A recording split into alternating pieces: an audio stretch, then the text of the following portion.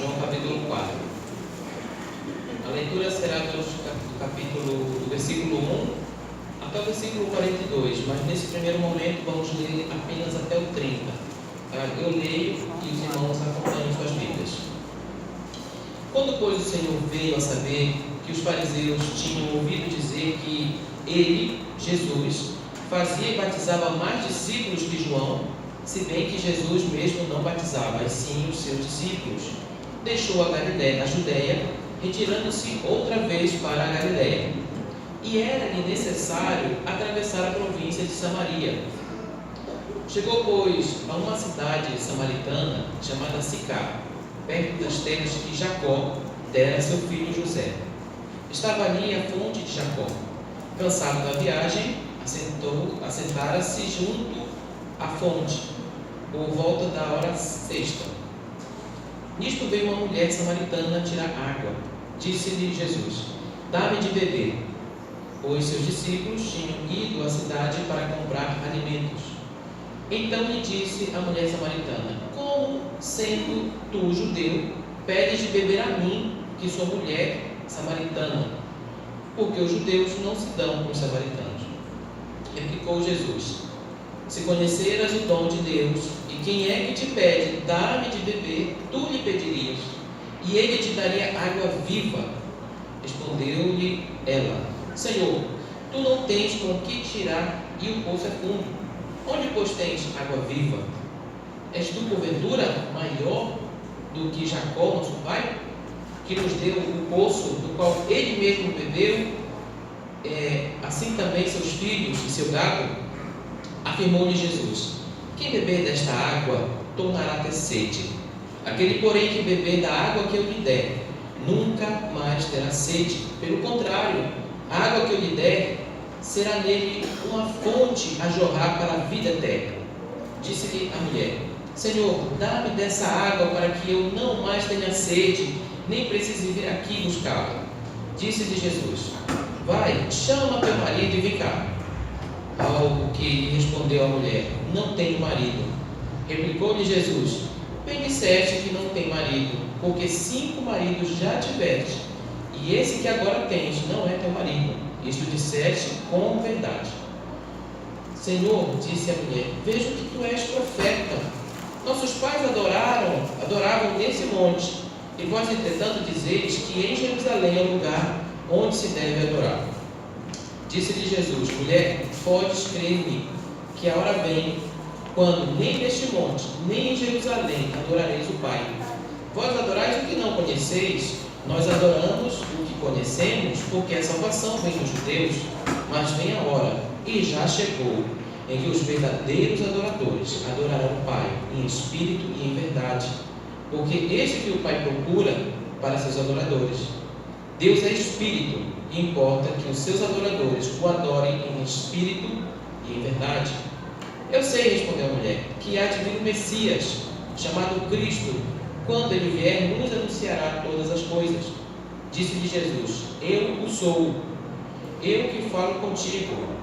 Neste ponto chegaram seus discípulos e se admiraram de que estivesse falando com uma mulher. Todavia, nenhum deles disse: que perguntas? Ou por que falas com ela? Quando a mulher deixou o seu cântaro, foi à cidade e disse àqueles homens: vinde comigo e vede um homem que me disse tudo quanto tenho feito. Será este porventura o Cristo? Saíram, pois, da cidade e vieram ter com ele. Amados, deixem suas Bíblias abertas, que nós vamos, no decorrer, vamos também fazer, vamos lançar também luz sobre outros textos, para nossa compreensão. Bom, vou fazer uma breve introdução. Primeiramente, esse texto é um texto que, desde 2008, 2009, ele sempre falou muito ao meu coração, muito mesmo. E eu disse ao Senhor que um dia, quando eu fosse convidado, a primeira vez que eu fosse convidado para o púlpito, esse seria o texto que eu pregaria. Tanto que o esboço já era feito na minha cabeça, a gente já até compartilhou na casa da Marcelene. Porém, eu fiz um outro esboço com mais detalhes, Outra questão dentro dessa introdução, o que nós vamos ver aqui? Se você for na sua Bíblia, e voltar uma página antes, no capítulo 3, o que nós vamos ver no capítulo 3? Nicodemos visita Jesus. Nicodemos era um fariseu, né? Ele era da mais alta posição dentro do farisaísmo, foi visitar Jesus. E nessa visita, Jesus fala a ele que o homem deve nascer de novo. Então nós temos aqui, nesse curto período, nós temos um fariseu, uma pessoa que era da mais alta sociedade, né? Que era um religioso, vamos dizer assim, bem competente, era professor. E nós temos uma mulher que era samaritana, que realmente os judeus não gostavam dos samaritanos, a recíproca era verdadeira. Então João, através do Espírito Santo, João ele colocou essas duas pessoas juntas e mostra o quê? Que a graça de Deus é para todos, né? Bom, agora a gente precisa entender um pouco sobre os samaritanos, porque a gente já ouviu falar a parábola do bom samaritano. A gente ouve ali aquele bom samaritano, mas a gente às vezes entende que qualquer pessoa poderia ser um bom samaritano. Mas nós temos que entender o contexto onde essa passagem se passou. Então, o que ocorre? Os samaritanos, eles são aparentados dos judeus. Mas, lá no início, quando Israel se tornou uma monarquia, o primeiro rei foi Saul. Então, ele uniu o reino. Depois de Saul, veio Davi. E depois de Davi, Salomão. Só que, quando chegou em Salomão, eles tiveram paz, né? Só que de Salomão para frente houve uma ruptura no reinado. Então foi dividido 10 tribos ao norte, se tornou o reino do norte, com a capital em Samaria, e o reino do sul. E o que ocorre? Aí começou a haver o quê? Uma disputa, né? O que ocorre também, se a gente for ver lá em 1 Reis, no capítulo 12, versículos de 25 a 33, o rei Jeroboão, que ficou responsável pelo reino do norte, temendo que o povo saísse de Samaria, saísse ali do reino do norte, para adorar no templo de Jerusalém, ele manda construir 2 templos, um em Betel e um em Dan. E ele começou o quê? Ele fez bezerros de ouro e colocou lá onde? Colocou em Betel e colocou em Dan. Ele falou, esses são os deuses que tiraram vocês do Egito, adorem eles. Então começou ali o quê? Uma adoração pagã, idólatra. Por que ele fez isso? Ele estava temendo também que se o povo de Israel, né, que é as 10 tribos do Reino do Norte, fosse adorar em Jerusalém, o rei de Judá iria o quê? Ter domínio sobre eles. Então começou aí a idolatria. E em Reis a gente vê o quê? Repetidas vezes o povo sendo idólatra. O que acontece, né? Acontece que pelo pecado do povo, pela idolatria, Deus permite que os assírios invadam Israel, que era as 10 tribos, o reino do norte. Quando foi no ano de 722, isso está escrito lá em 2 Reis 17:24, o rei da Síria, que nessa época provavelmente seria Sargão II, ele invade e conquista Samaria. E Sargão II era uma pessoa muito inteligente. O que ele fez? Ele tirou uma boa parte do povo da Samaria, de Israel, e levou para a Síria. Só que o que ele sabia também? Ele sabia que a unidade nacional, quer dizer, a língua, os costumes, tudo fazia com que o povo fosse forte. Então ele pegou povos de outros lugares, da Babilônia, de vários lugares, e introduziu no Reino do Norte. E fez com que a população ela perdesse essa fidelidade a Deus. Então eles se tornaram um povo miscigenado, misturado. O judeu era um povo puro, tinham regras muito claras de Deus. Quando o Senhor Deus falou assim, quando vocês entrarem na terra, vocês não vão se misturar, não vão se dar casamento com mulheres cananeias. E esse povo samaritano ele se misturou. O que acontece? Também o reino de Judá foi deportado para a Babilônia, no ano 586, por Nabucodonosor.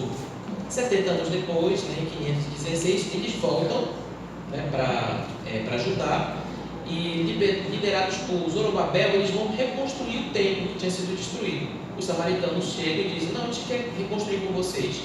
E os judeus, por uma questão teológica, doutrinária, não permitiram que eles reconstruíssem, porque eles eram um povo, vamos dizer assim, impuro para a reconstrução.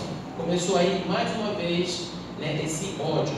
Mas o ódio se acentuou ainda mais, porque já uma fonte extra-bíblica, né, no ano 129 a.C., João Hircano, que era o governador de Judá nessa época, ele invade Samaria e derruba o templo de Gerizim, porque já que os judeus não permitiram que os samaritanos reconstruíssem o templo junto com eles, para fazer um templo rival lá em Gerizim, no Monte Gerizim.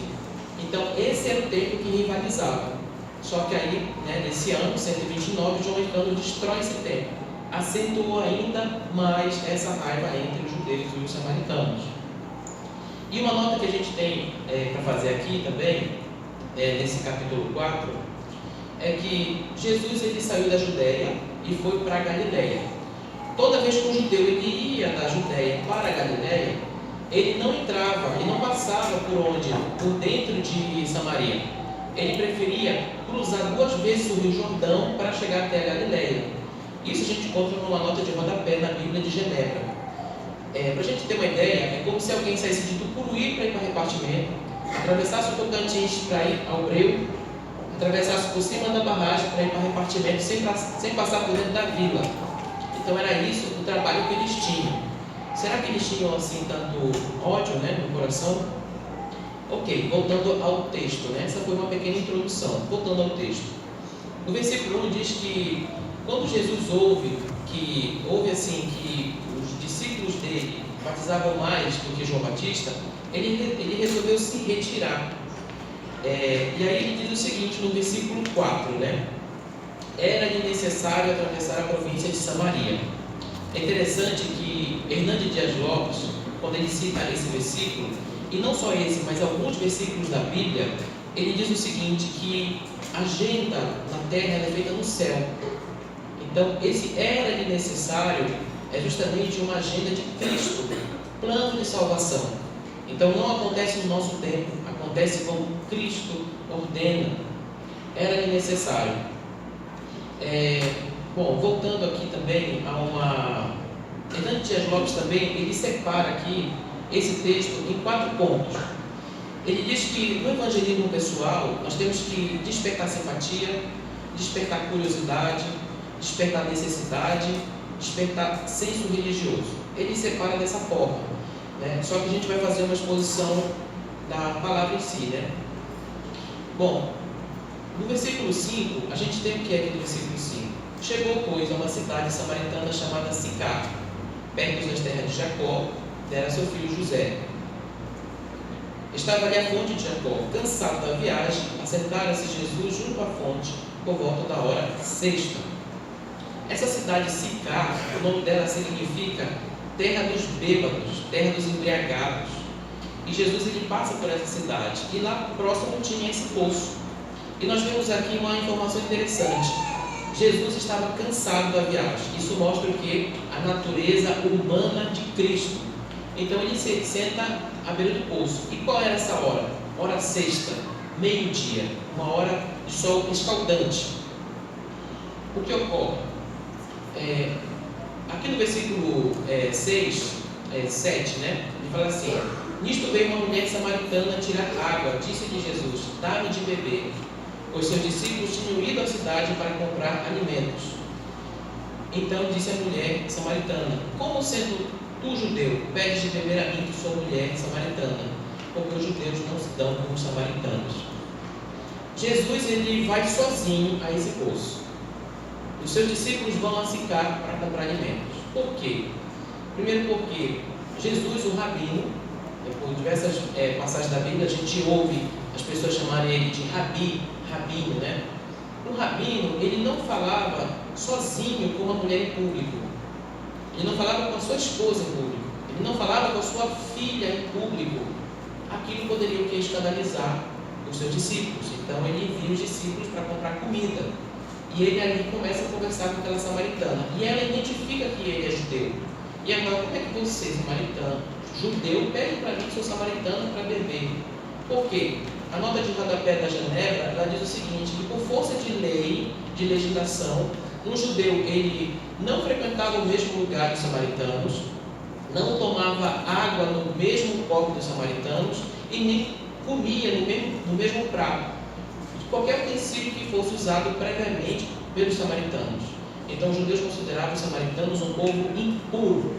Então isso despertou na mulher essa curiosidade: como é que você, judeu, pede para que eu te dê água? E com certeza ela tinha lá uma cuia, né, que poderia ter dado água para Cristo, e aquela cuia deveria ter sido usada por ela. Então a primeira coisa que a gente aprende aqui com Cristo é a empatia. Nós vemos nesse cenário aqui, que é um cenário conturbado, um cenário melindroso, que Jesus, ele atrai a simpatia dessa pessoa. E esse texto que nós vamos ler agora é justamente trazendo para a igreja, que nós lemos, trazendo para a igreja esse chamado missionário que a igreja tem, esse chamado evangelístico que todo crente tem, que todos nós temos. Então o que Cristo fez? Ele chamou a atenção dessa mulher. Quando a gente está na rua, em algum lugar que nós não conhecemos, a gente fala: moço, por favor, me ajuda. Onde é que fica o lugar tal? A pessoa prontamente, vou ajudar essa pessoa que ela está necessitada. Olha, fica assim. Então aqui nós vemos o quê? Que Jesus, ele se rebaixa na condição dele, porque ele poderia muito bem fazer brotar uma fonte de água. Ele sabia onde existia água, ele poderia tomar em qualquer lugar, mas não. Existia uma agenda ali, e o horário era meio-dia, na beira daquele poço. E ele vai e pede água à mulher. E ela justamente fala isso. E a primeira barreira aqui que Cristo quebrou foi essa barreira cultural. Essa diferença que separava os judeus dos samaritanos. Então, meus irmãos, quando a gente vai falar as verdades de Cristo, existem barreiras que nós precisamos quebrar, e com a simpatia que Cristo nos dá. O povo de Deus, ele deve ser simpático. O povo de Deus, ele deve agradar onde ele chega. Infelizmente, nós temos alguns irmãos cristãos que não são tão agradáveis em alguns lugares. E nós precisamos ser pessoas agradáveis, porque nós temos o quê? Nós vamos ver aqui na frente: a água viva, a água de Cristo. Bom, aí ela continua aqui no versículo 9, né? Aí Jesus replica no versículo 10. Replicou Jesus: se conheceras o dom de Deus, e quem é que te pede, dá-me de beber, tu lhe pedirias água, e ele te daria água viva. Jesus identificou outra coisa aqui nessa mulher. Ela tinha falta de conhecimento verdadeiro.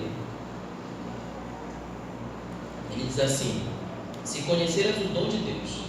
E qual é o dom de Deus? Efésios 2:8 diz: porque pela graça sois salvos, mediante a fé, e isto não vem de vós, é dom de Deus. Então a salvação é um dom. E ele mostra aqui, graciosamente, que não tem como a gente conquistar ou comprar a salvação, mas é para aqueles que o Senhor graciosamente chama. Ela respondeu: Senhor, tu não tens como tirar a água do poço, o poço é fundo, onde pois tens água viva? És porventura maior que o Jacó, nosso pai, que nos deu esse poço, o qual ele mesmo bebeu, e assim seus filhos e seu gado? Afirmou Jesus: quem beber desta água tornará a ter sede. Aquele, porém, que beber da água que eu lhe der, nunca mais terá sede. Pelo contrário, a água que eu lhe der será nele uma fonte a jorrar para a vida eterna. Bom, essa senhora, essa mulher, ela inutilizou Jesus, dizendo: como é que você vai tirar água? Então onde é que você tem essa água viva? Ela desprezou Jesus nesse sentido. E Jesus veio mostrar para ela que o quê? Aquele poço ali, ele é um símbolo temporário deste mundo. E a água de Cristo não. A água de Cristo, ela é uma água da vida eterna, são coisas da vida eterna. Se a gente for contextualizar, tudo aquilo que a gente pode pegar desse mundo e colocar dentro da nossa alma, seja profissão, carro, casa, viagens, nada disso vai satisfazer nossa alma. E daquela água que aquela mulher estava bebendo, ela voltaria a ter sede. E Cristo estava querendo dizer para ela que a água que ela bebesse do Senhor, essa sim saciaria a sede dela. E sobre essa água viva, nós temos uma referência do Dr. Augusto Nicodemos, reverendo Augusto Nicodemos. Ele disse assim, assim como Nicodemos, a mulher não entendeu os termos que Jesus usou. O poço no grego aqui é frear. Nossa palavra lençol freático vem desse termo grego. A ideia de poço aqui é cacimba, a fonte é pege. Agora, para a gente entender um pouco sobre água viva, nós precisamos percorrer a palavra de Deus. Uma regra de interpretação bíblica é: a palavra explica a palavra. Quero convidar vocês a passar 2 páginas no versículo 7, no capítulo 7, versículo 37 e 38. Capítulo 7, versículo 37 e 38. Jesus diz assim: no último dia, o grande dia da festa, levantou-se Jesus e exclamou: se alguém tem sede, venha a mim e beba. Quem crê em mim, como diz a Escritura, do seu interior fluirão rios de água viva. Isso é uma promessa de Cristo. Convido agora para que a gente possa ir em Isaías 44, versículo 3. Isaías 44, versículo 3.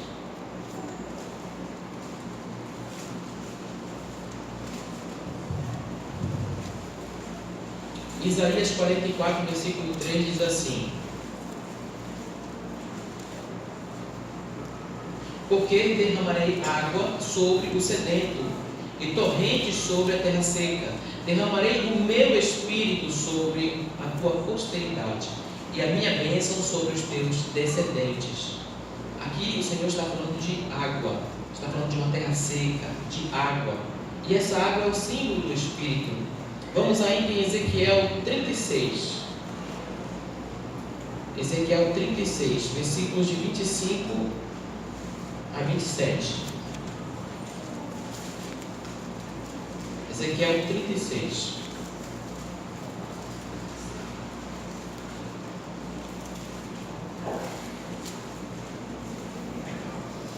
Versículos 25 a 27. Diz assim: então aspergirei água pura sobre vós, e ficareis purificados de todas as vossas imundícias, e de todos os vossos ídolos vos purificarei. Dar-vos-ei coração novo, e porei dentro de vós espírito novo. Tirarei de vós o coração de pedra, e vos darei coração de carne. Porei dentro de vós o meu espírito, e farei que andeis nos meus estatutos, guardeis os meus juízos e observeis. Então, essa água viva é o Espírito Santo do Senhor. E esse Espírito Santo, quando ele é nos dado graciosamente por Cristo, ele faz a gente cumprir a palavra. Tem pessoas que dizem assim: não, mas não é para mim ser crente, porque eu não consigo fazer isso. Não é para mim ser crente, porque eu não consigo largar essa vida. Mas aqui existe uma promessa. Não é nós, é o Senhor que troca o nosso coração. Aqui está a promessa, Ele troca o nosso coração, Ele nos dá um espírito novo, e esse espírito faz com que a gente obedeça a sua palavra, obedeça os seus estatutos, obedeça os seus mandamentos.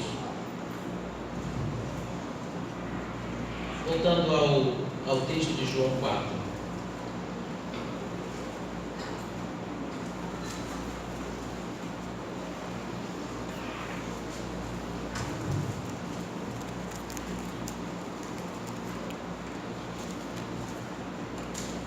Então Jesus promete, ele diz, aquele porém que beber da água que eu lhe der, nunca mais terá sede, pelo contrário, a água que eu lhe der será nele uma fonte a jorrar para a vida eterna. Disse a mulher: Senhor, dá-me dessa água, para que eu não mais tenha sede, nem precise buscá-la. Aqui no versículo 15. Essa água, esse símbolo de água, nós vemos o que? Em toda a Bíblia. Para nós que moramos na região amazônica, que vivemos banhados de rios, fura um poço em qualquer lugar, tem água. Para a gente é um pouco simples essa comparação da água. Mas lá, que são terras áridas, essa afirmação de água é algo precioso. Você pode ver, no deserto, o pessoal vende água a preço exorbitante. Nós vemos também outros exemplos. que no Salmo 1 mesmo que diz, bem-aventurado que não anda segundo o conselho dos ímpios, não se assenta com os escarnecedores, né? Não se detém no caminho dos pecadores, ele será como árvore plantada junto a ribeiro de água. Mais uma promessa sobre água. E aqui, essa mulher, ela, nesse momento, ela pede essa água para o Senhor, e ela pede dessa forma: Senhor, dá-me dessa água para que eu não mais tenha sede, nem precisa vir aqui buscá-la. Ela também não entendeu, né? Ela não entendeu ainda essa situação aqui. E o que acontece? Então Jesus, graciosamente, diz assim para ela: vai, chama o teu marido e vem cá. Ao que respondeu a mulher: não tenho marido. Replicou Jesus: bem disseste, não tenho marido, porque 5 maridos já tiveste, e esse que agora tens não é teu marido. Isto disseste em verdade.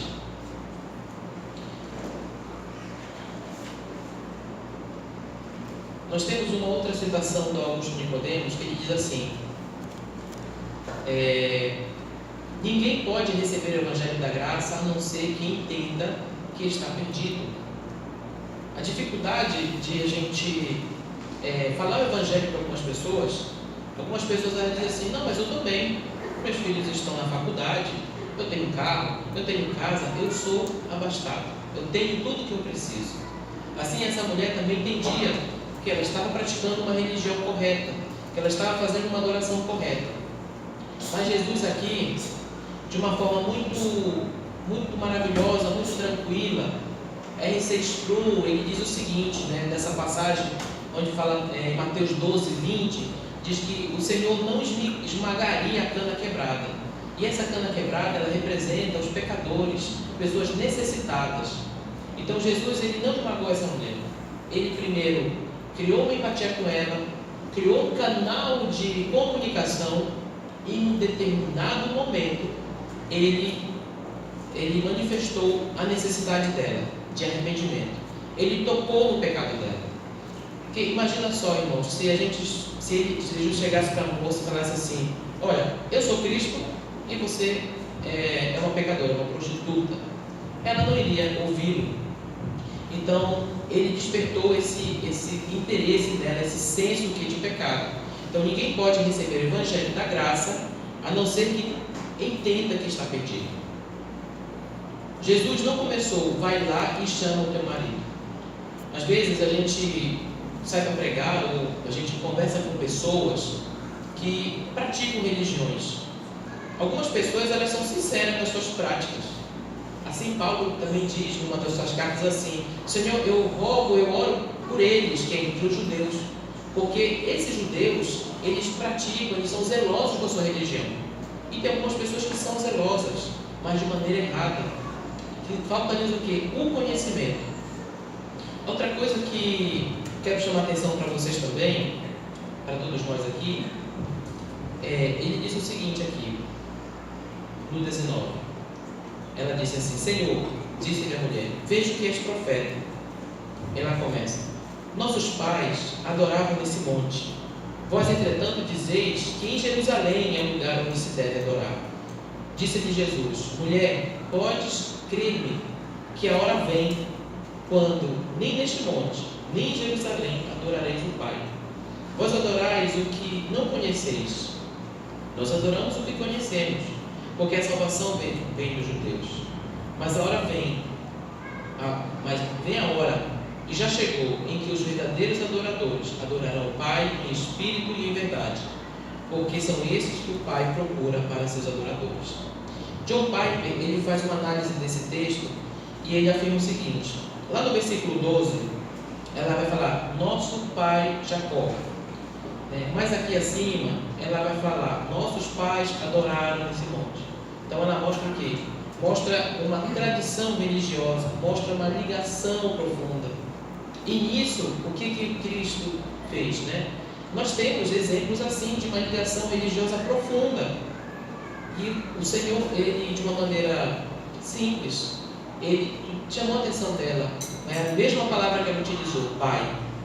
E ele vem aqui e fala, no versículo 21, no final do versículo 21, quando nem nesse monte, nem em Jerusalém, adorareis o Pai.